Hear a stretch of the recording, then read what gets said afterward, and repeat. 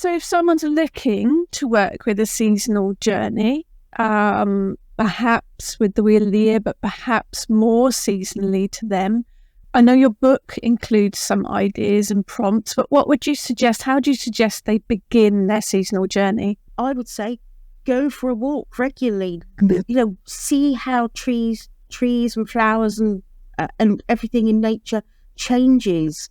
I think that taking photographs, you could go and take a photograph of the same tree every month and see how it changes. You could, if you're into drawing or crafting, you can do that. You can keep a journal. I mean, I would genuinely say that for me, my blogging is part of my spiritual practice because it forces me to keep in touch with what's happening in nature. And I would say that is, rather than going out and necessarily doing a ritual from a book, just record what you see, and you can celebrate that. You can celebrate that. You can pick up things and take photos and put them on an altar. I think we all have mobile phones with us these days, don't we? So you have got your camera with you the whole time. So it's quite an easy way to record, isn't it? To keep that record. I am rubbish at journaling. Absolutely right. I buy the beautiful journals and I write on the first page and that's it.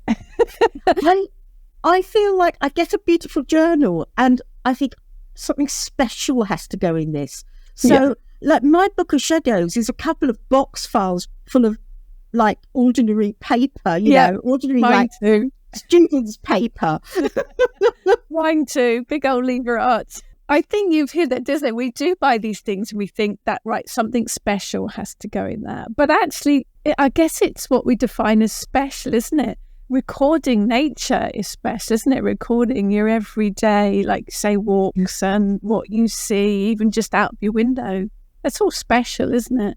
Yeah, yes, it is. But I think it should look beautiful. And I do have some friends who've created the most amazing, beautiful books of shadows and they're absolutely beautiful. They are works of art. And I would love to do that, but I haven't yet.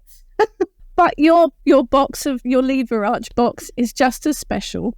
It is the record of your journey, isn't it? And I think that is just as special, isn't it? Yeah, mine's never going to be a beautiful leather-bound, handwritten. It's not going to happen.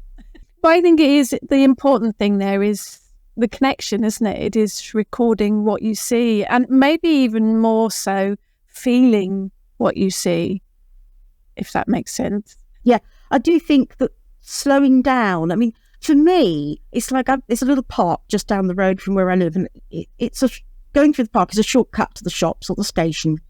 And for me, I walk through that park and I have a mental conversation with the trees as I'm going.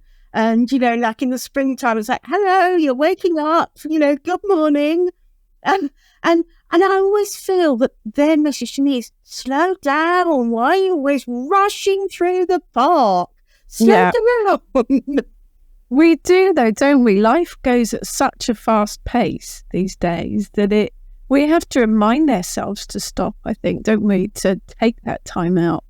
Going to a local park, a local green spot, your own garden, out in the countryside, and, if it's cold, just wrap up, but just spend some time there and be still and quiet. Maybe sketch the clouds, or sketch what you see, but just, slow down and take it all in. But I'm like, you live in London, I live in Portsmouth, so we're both cities. I think the cities have energy too, don't they? Not just, we are lucky.